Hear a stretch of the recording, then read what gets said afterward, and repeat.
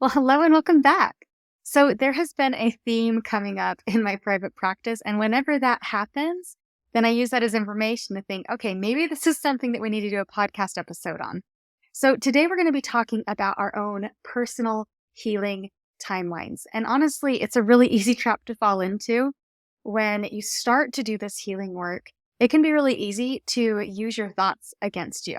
So, for example, maybe you're thinking thoughts like, okay, I know that my thoughts are creating this. Why can't I change? Why am I still ruminating on this? Why is this still bothering me? Why haven't I healed? I just want this to stop. Now, when somebody is experiencing hardship, it essentially creates a wound. And oftentimes these wounds are unseen, right? They happen on the inside. So these wounds might come from abuse, neglect, a fight with a loved one, divorce, addiction. Now, this might be your own addiction or somebody else's addiction. It might be due to financial ruin or childhood wounding, narcissistic wounding, family trauma. It could be any number of things. And each of these experiences are going to require different levels of support when it comes to our own personal healing. And they're each going to have their own individual timeline. We like to think that, nope, it should always take exactly this long for this kind of healing to take place. But really, every single person and every single experience is vastly different. So even though you might be having a similar experience to somebody, we all come from different backgrounds.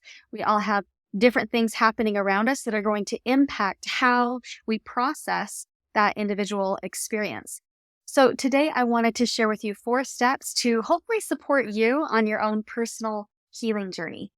And number 1 is observe what is. Now, I have referenced this book before, but I'm going to be taking a few liberties with Michael Singer's example in The Untethered Soul about walking around with a thorn in our arm.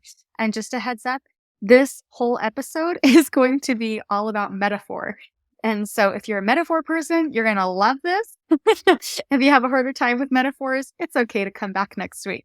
But today we're going to be really exploring the idea of personal healing through the metaphor that Michael Singer offers, which is this idea of walking around with a thorn in our arm.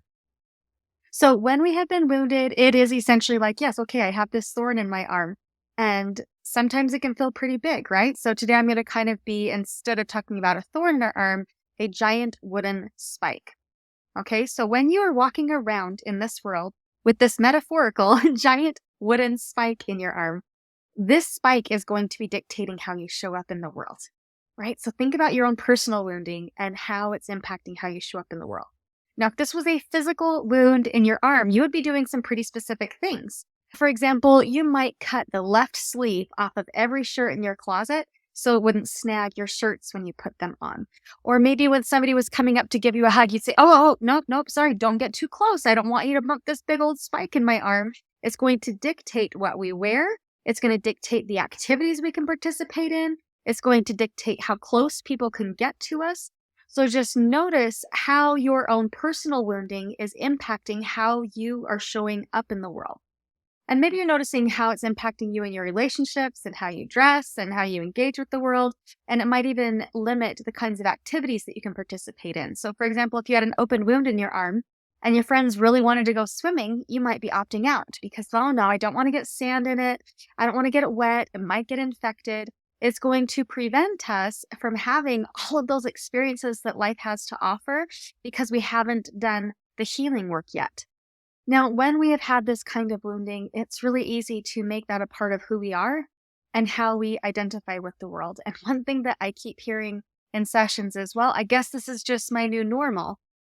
But it isn't normal to walk around with a spike in your arm 24/7. So I want you to think for a moment about how you are engaging with the world through this lens of trauma, because it is essentially a trauma wound. And how is that impacting you?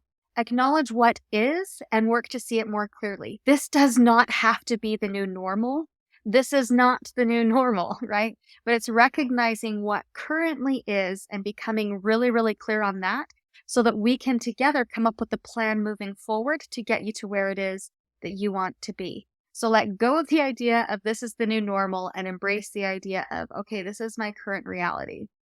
And sure, these events, they're generally from things that have happened in your past, right? But you are in here getting coached because it's impacting you in the now. So in coaching, we can get clear on how it is impacting you in the now so that we can come up with that more clear plan to figure out how you want to engage with the world and with yourself and with other people moving forward. So asking yourself those questions, once we identify, okay, how am I showing up in the world? Then we can be more clear about if we want to choose it on purpose. So using the example of the spike, do you really want to continue to cut one sleeve off of every shirt? Or would you like to eventually get to a place where you can wear a silk blouse again without worrying about the sleeve becoming snagged? Do you want to be able to embrace your loved ones? Or do you want to continue to keep them at arm's length out of fear that your wound is going to become bucked? This doesn't have to be your new normal, but it is important to acknowledge what your current reality is. So look at it really closely to see what it is that is needed in order to remove it. And that leads to number 2, actually removing the thorn or the spike. And I get it that more than likely you have made this thorn or this spike a part of your core identity, right? So even though this is something that happened to you in your past, you have built your entire life around this, and you have a hard time even remembering what life might have been like before this core wounding. And so really get clear and really focus on, okay, so I do see that I have this in my arm and I am choosing to remove it. Now, maybe it's something that's super simple to remove and you can just grab it with your fingers and it's done. Or maybe as you remove it, you realize, oh, I can see that this actually splintered. This is impacting me more than I thought it was. I can see that it has splintered and it's starting to become infected. So now I can see I have the information that maybe just throwing some Neosporin and a Band-Aid on this isn't going to do the trick. Maybe I need a little bit more care. But we need to actually look at the wound and remove the spike before we can see how it is that we can really focus on our healing. And this is the work of becoming that observer of self. It's recognizing that I am not what happened to me. I am the observer of the thing that happened to me, and I am now observing how it feels and what needs to happen in order to separate myself from this wounding. It is choosing to become an active participant in your own healing and becoming that physician of self and getting yourself the care that you need. And usually after we become aware of the wound and we remove the spike in our arm, this is oftentimes where a lot of people make the false assumption that they should instantly be healed, right? They're thinking, all right, it's done. I get it now. I took it out and now I should be able to live life just like I did before this wounding. But then they ask themselves the question, like, I took out the spike, I became aware of it and I took it out. Why does it still hurt? Why is my wound still bleeding? Why is it still impacting me? And so, yes, you have removed the spike and you've removed the splinters, and that is amazing and crucial work. It is so vitally important. And also, this is the moment where the healing actually begins. And so then that leads into step 3, tending to the wound. So now that this metaphorical spike and all of the splinters have been removed, now you might see that, oh, I can see that there's a bigger hole there than anticipated. I didn't know how deep this wound was. I can see that it's bleeding and it is in need of care. This is all just using it as information to see what level of care do you need moving forward. And that might be coaching, and that might be therapy. It might be getting this professional help. It might be talking with a friend.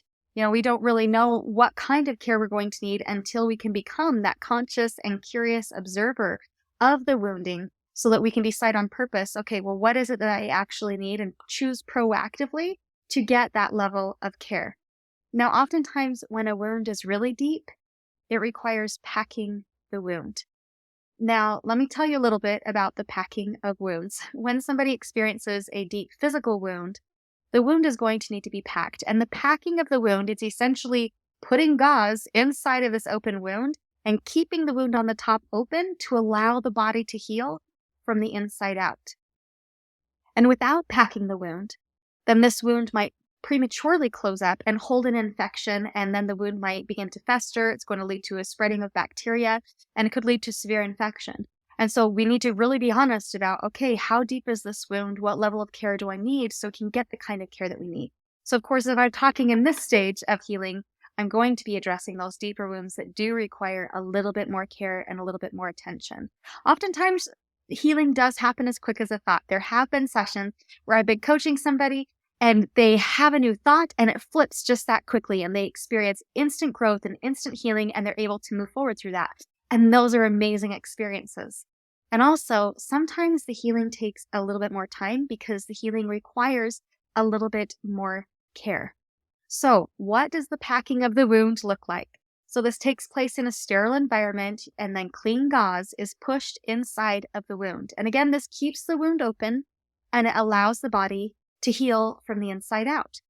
And so maybe this wound is still something that you can pack and unpack on your own, but maybe this might be a wound where it requires the help of a friend or a family member or a medical professional. But this packing of the wound is actually critical for your healing. So sometimes while the wound is being packed, there's a little bit of cringing going on, right? So it doesn't feel so great to have gauze shoved inside of an open wound, right? And so I'm going to refer to this stage as the grimace stage. Okay, so maybe the grimacing is coming from you, where you're thinking, this is so uncomfortable. I hate having my wound packed and repacked. And you might even be wondering if it's helping, right? How could this possibly be helping? It's still an open wound, right? Or the grimacing might be coming from the person who is helping you or attempting to help you, where they're thinking, oh, this is so gross. Like, why can't you do this on your own? And so just kind of recognize for self, is there some grimacing happening and on whose part? And again, just use that as information. Maybe if you're the one doing the grimacing, maybe you need a little bit of reassurance from your provider that's coming to tend to these wounds that, hey, guess what? You're actually doing a really good job. Last time I came, it required this much gauze to fill that wound. And now we only need this much gauze. So even though it's open on the top, I can see that there is some healing happening and that there is some growth happening. And you're doing such beautiful and amazing work.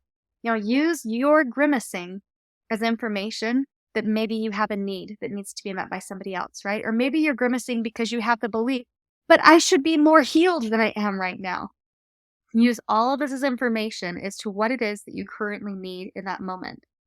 If it's the other person who is doing the grimacing at this stage, also just use that as information.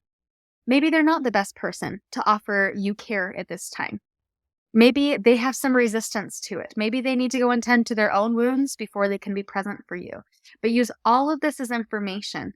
Find somebody who could be a safe person that can help you with the packing and the unpacking of your wounds. And again, if you'd like support around this, come and work with me. I'd be more than happy to work with you.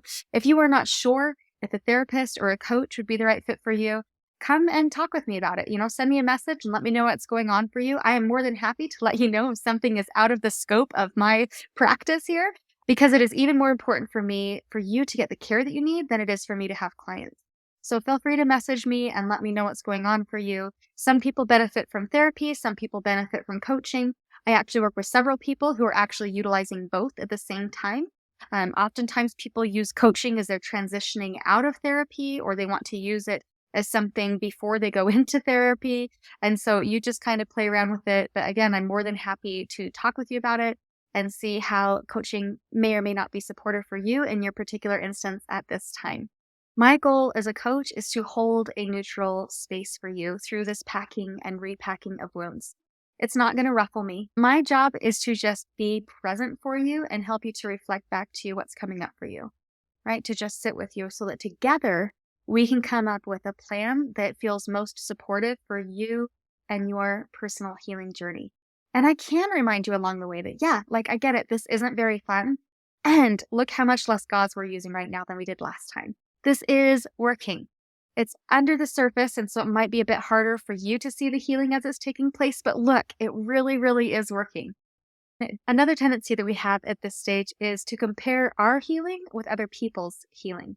So we might look at somebody else and think, boy, well, they got a spike in their armor at the same time, and now they're off hiking in the woods and swimming in the lake, and what's wrong with me? How come I can't do those things yet? And because these wounds heal from the inside out, it's really easy to slip into that comparison. But the truth is, no one's wounds are the exact same. We don't know how deep the wounding is on our wounds compared with other people. We don't know how wide the gap is. We don't know how many stitches were required. We don't know how long they've had to heal. We don't know what's happening for them. Maybe you have an easier time during the day and they have an easier time in the night. Maybe when you're seeing them in the grocery store and you're thinking, boy, they just look so happy. What's wrong with me?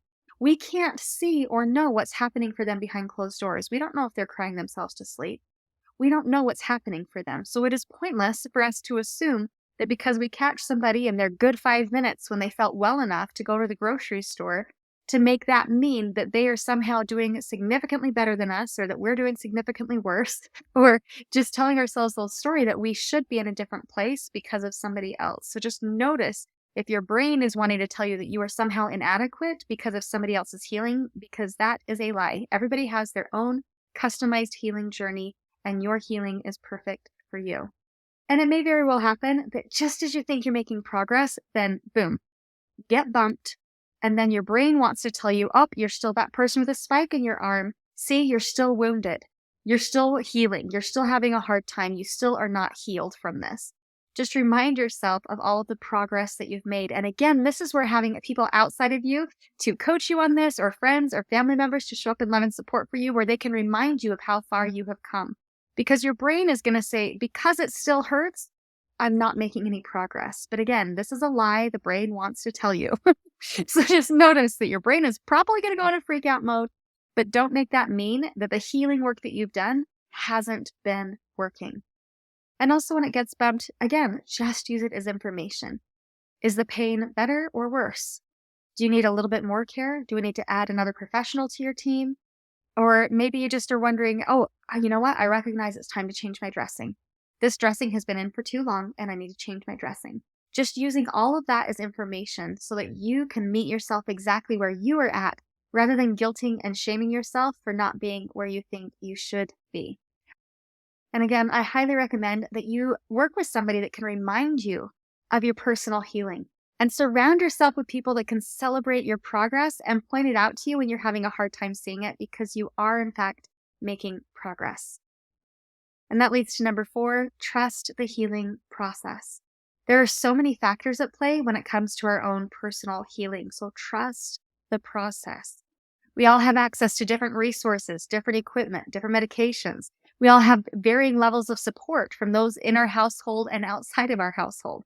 We all are at different ages and stages of life. We have different diets that we're using, right? And all of these things are going to be impacting our own personal healing. And working with somebody else can really help you to see, okay, what is most supportive for my healing right now? And help you to trust that process, to recognize when maybe you need to change up your care team, or maybe you need to try something new or switch up your diet. There's so many factors at play when it comes to our own personal healing, but trusting the process and recognizing that all of this is just there to give us valuable information to help us to know what it is that we need for our next steps and our next level of healing can be so powerful. Again, it comes down to that radical acceptance of what is, and that is going to help us to get to where it is that we want to go. This is not the new normal. This is just giving us information to let us know what our next steps are to help us to get to where it is that we want to go. All right, I hope this has been helpful for you. Again, if you would like to work together, come and work with me. I do have some spots opening up for the new month. So you can find all my contact information in the show notes. And yeah, let's work together. All right, have a great week and let's talk soon. Bye now.